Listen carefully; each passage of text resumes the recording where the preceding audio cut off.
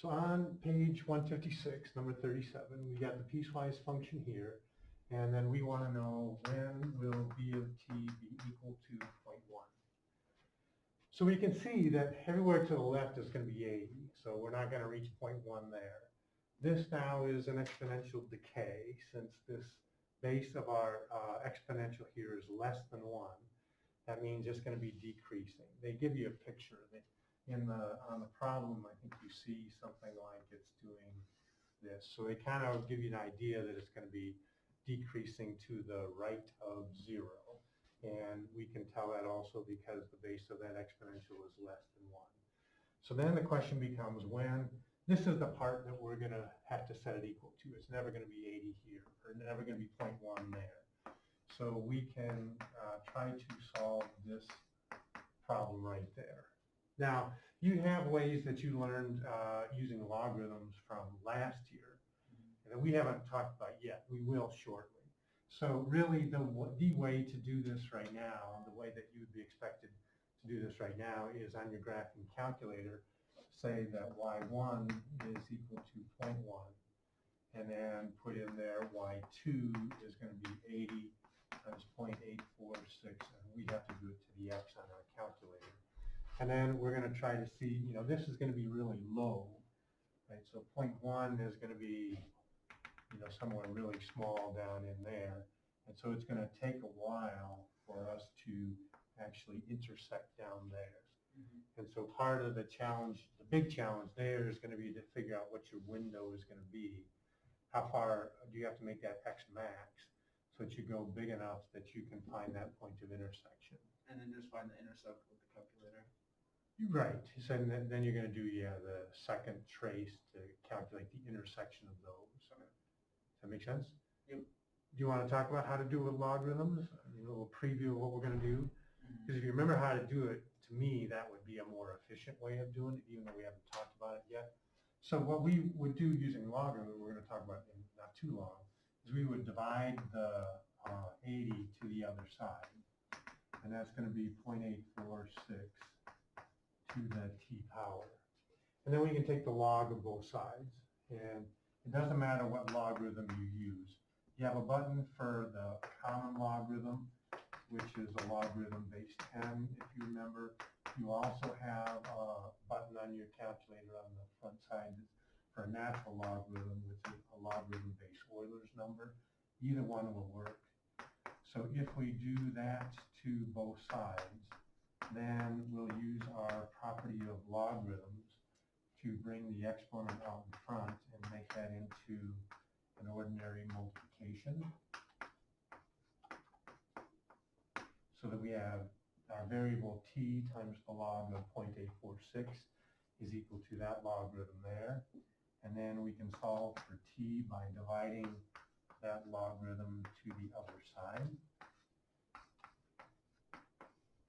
And now it's just going to be entering it into your calculator and then rounding it. But you can also do it off the graphing menu. But like I said, there may be a little trial and error there. I'm imagining that's going to be outside of 10. I don't know that for sure. Does anybody know what the answer is? Yeah. So it's in the back. You can look it up. Other questions? Yeah. Can we do 17? Same page? I don't know. Who knows? Okay, so we'll try 17. See, do you recognize the problem if I read it to you? Maybe. So 17, let's see. So I'm seeing a graph, and it says find the formula for the exponential. Does that sound right? Okay, so these are always a challenge. So we're given a graph, and it's going to look something like this. And then we know a couple of points on there. So we know this is 0 and 1/2. And then we know another point on there, and I think that's going to be 3, 1 over 54. 3, 1 over 54. Does that sound about right? Okay. So to solve this, and we know it's exponential, so we know that we're starting as our kind of formula is going to be y equals ab to the x. So we have two values of x and y that are going to make this a true statement. It's nice when one of them has an x value of 0 because this is actually going to be a little more straightforward because we're going to get a right off the bat.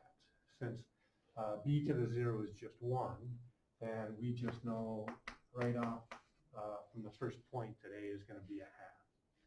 So now our equation is upgraded to y equals a half times b to the x. It doesn't always work out quite this nice. Now we're going to plug in the x and the y's that we know here. So we're going to say 1 over 54 is a half times b to the third. So we can divide by half or multiply by the reciprocal. And so in this carefully constructed problem, if you're okay with canceling, we're going to get 1/27 equals b to the third, which is going to allow us to do this even without a calculator, because hopefully we know that when you raise it to the 1/3 power or take the cube root, we're going to do the cube root of the top over the cube root of the bottom. So 1 to any power is 1, and the cube root of 27 is 3. And so we actually know then that our equation is going to be 1/2 times 1/3 to the x power. There's our a, b to the x. Okay? Anything else? Okay, well, I want to do some more practice on solving problems with exponents.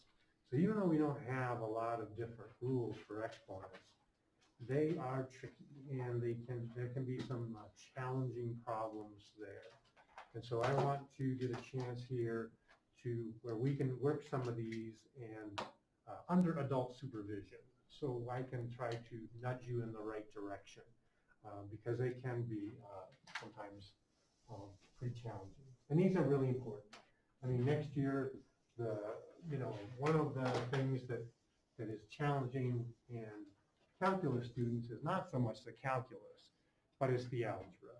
And you have to be really good at the algebra part. And included in that is really good with exponents and logarithms, and then trig functions, which we'll do later on here as well. So I'm going to give you some different kinds of problems here. So I'm going to I'll put one up here first, and I'll work it with you, and then I'm going to bring you up to the board so you can try one on your own. So I'm going to kind of show you the strategy to use here, and then see if you can implement that strategy more on your own. And so I think you'll see some of these are going to be not routine. So here's our first equation. 2 to the x squared over 4 to the x is equal to 256. Now all these are going to involve properties of exponents somehow or another. And there aren't a lot of rules for exponents, but you got to know which ones to use and when to use them correctly. So the first thing to note is that 2, 4, and maybe not obviously, 256 are all powers of 2. So we want to rewrite this where everything is going to be a power of 2. So the 2 to the x squared stays 2 to the x squared. But 4 we know is 2 squared raised to the x. Now the 256, well, let's see. We got 2 times 2 is 4. You do this with me. Times 2 is 8, 16, 32. Now it starts getting hard. So 2 to the 8 is 256. Okay, so far? Now we start using properties of exponents. Because all of these are powers of 2, then we can use them. So we raise a power to a power. What do we do with these exponents? Multiply them. So it becomes 2 to the x squared over 2 to the 2x equals 2 to the 8. You with me? And now you got 2 powers, same base, and they're being divided. So what's the rule for exponents? Subtract it. So, well, x squared and 2x, you can't subtract them, so it's just going to be 2 to the x squared minus 2x equals 2 to the 8th. With me? Now, we have 2 powers with the same base equal to each other. The only way they can be equal is if their exponents are equal. So we can drop the bases and say x squared minus 2x is equal to 8. Now we're getting into familiar territory, hopefully. This is just a quadratic. So what do we need to do? Factor. Before we factor, we have to make it first equal to 0. So we'll subtract that 8 over, right? And then you're going to factor it. So you can do your box and diamond magic. I'll do my guess and check magic. I win. So what is x equal to? 4 and negative 2. And there's nothing wrong with having a negative exponent, so these are both good solutions. So we actually have two different numbers that will make that true. Make sense? Okay, think about if you're ready to volunteer on this one. So we want people up to the board to do the next one.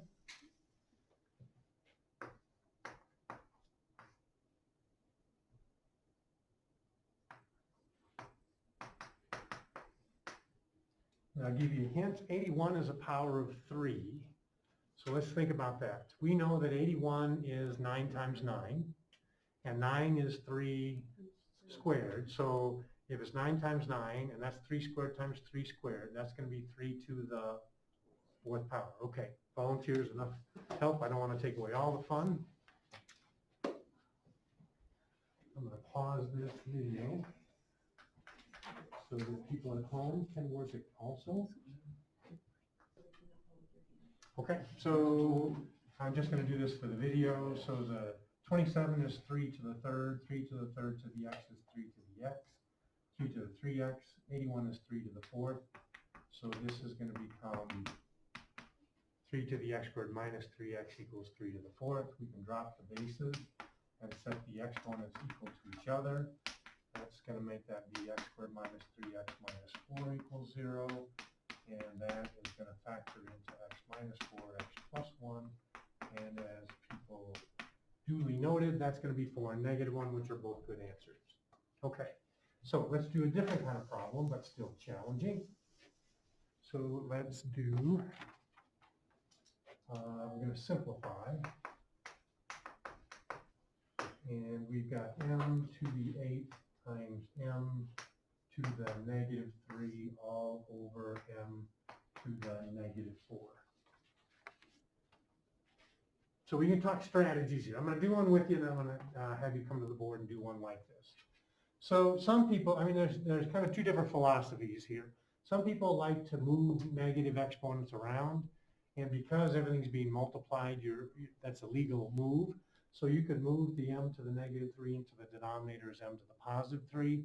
You could move the m to the negative 4 into the numerator as m to the positive 4, and that's fine. I personally just like to multiply these together and add exponents to get that m to the 5th. And then I'm going to do the rule where when you divide two powers of the same base, you can subtract the exponents. So that's going to be 5 minus the negative 4 to get to m to the 9th. But you can do it a different way if you like to move them around and make them positive. That's just personal preference, because those are both correct mathematically. Okay, ready for one of these? That's answer, of course, means yes. So let's do m to the 7th times m to the negative 10 all over m to the negative 1. And different people up to the board than were up last time. I'll pause the video so people get a chance to look at it at home. So different strategies again. Like I said, I believe in just adding exponents and then subtracting them. I'm totally okay with negative exponents, so I know you may not have come from that background, and that's okay. So either of these is acceptable to me. The only thing that we couldn't do, and we talked about it in here when the video was paused, is it wouldn't be okay if there was a negative exponent in the denominator. That is not considered simplified. Okay, well, let's do a different kind of problem. Still going to simplify.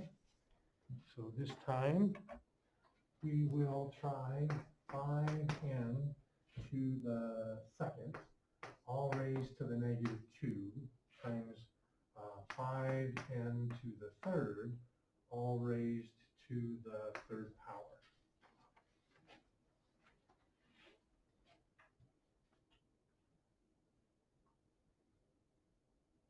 So again, this is going to force us to use a variety of our properties of exponents.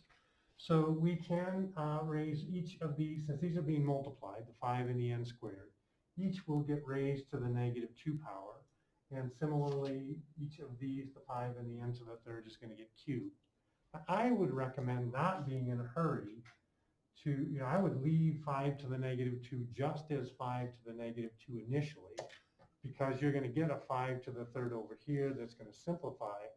And it's not too bad when you have squares and cubes, but if these get much bigger, you don't really want to take 5 to the 7th if you're going to get an opportunity to simplify it with, say, 5 to the -4 or something like that later. So I would, at least in the in-between initial step, just leave that as 5 to the -2. Now the n to the second, when you raise a power to power, what's our rule for that exponent? Those you're going to multiply, and we can do that. And then the 5 will get raised to the third power, and the n to the third is going to become n to the 9th. So I would kind of leave it in that in-between stage first. And then these are all being multiplied, so the order you multiply them in doesn't matter. That is, you can let them shuffle around.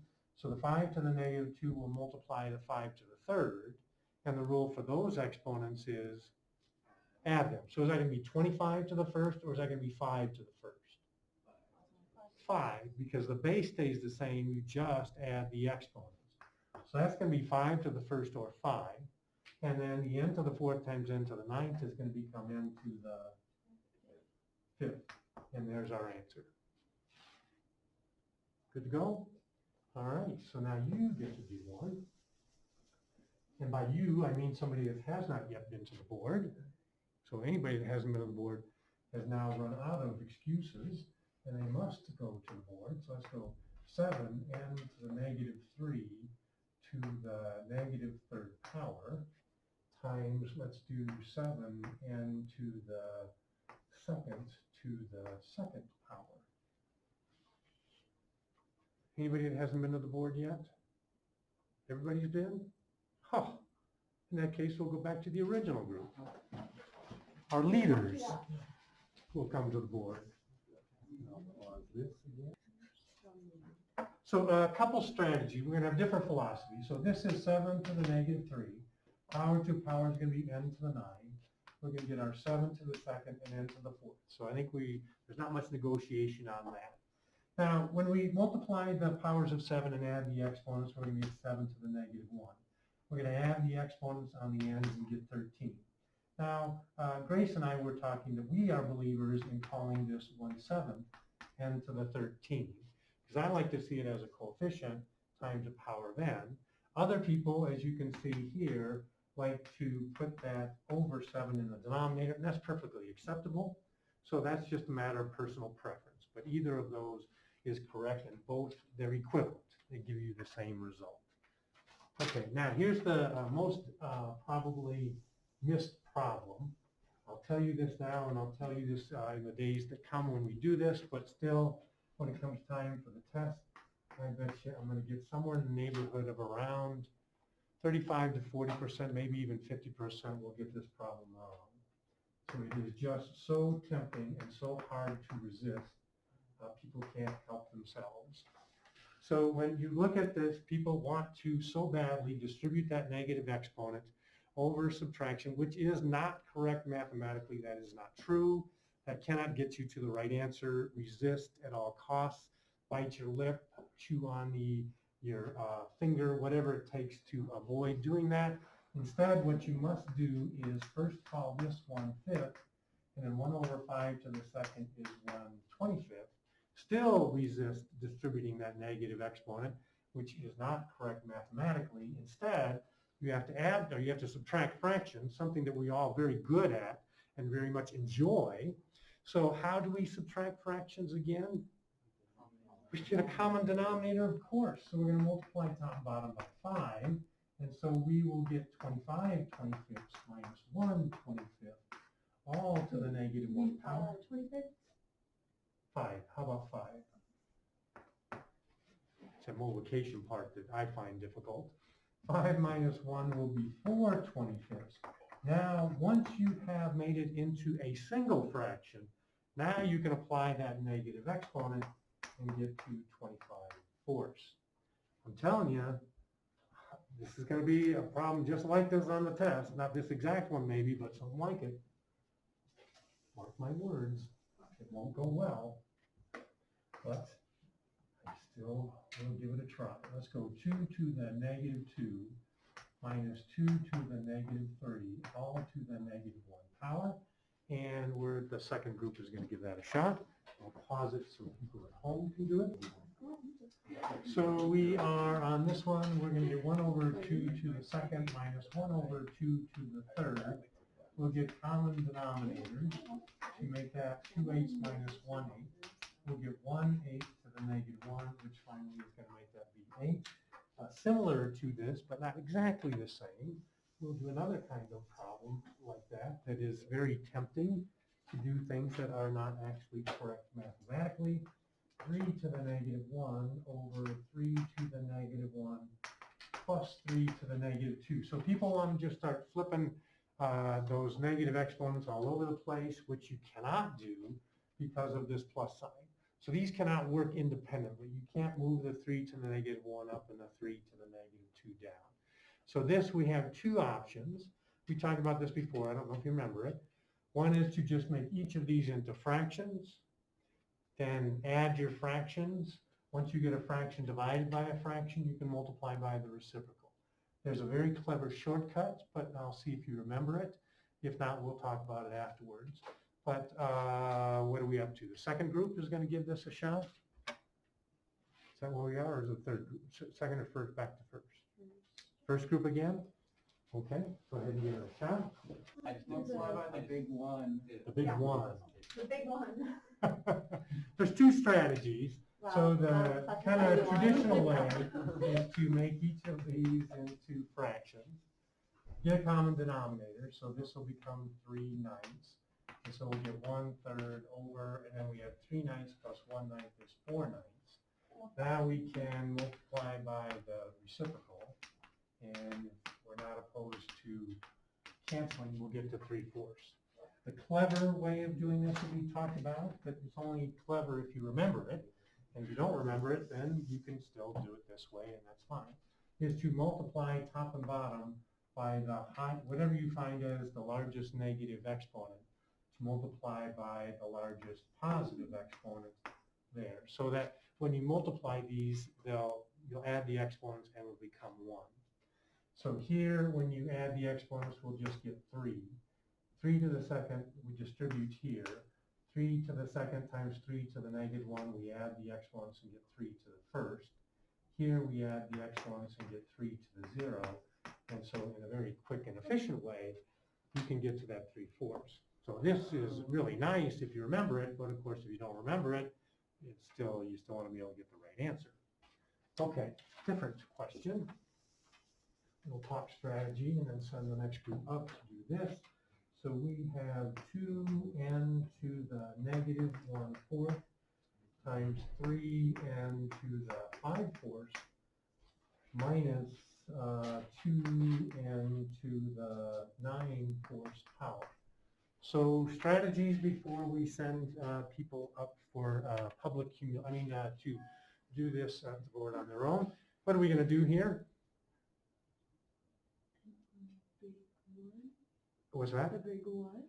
No, not on this, not on this. It was a nice strategy, but kind of limited in its application. So what here? Distribute, yeah. So you're going to multiply this. Remember, there's two terms in here separated by a plus or minus sign, in this case a minus sign. So you're going to take this times this, and then this times that. Now when you multiply these, their coefficients have to multiply, and then the powers of n have to multiply, and you have to use the right property of exponents. Well, I don't want to take away all the fun, so where are we at? First group, I forget. Second group? First group says it's the second group. So I'm just going to say it for the camera. We distribute the 2 times 3 is 6. We add exponents, so negative 1/4 plus 5/4 is 4/4, which is n to the first. And then we get a minus 4, and then negative 1/4 plus 9/4 is 8/4, which is 2. These are not like terms, so you can't add them or combine them. So that's the end of the story.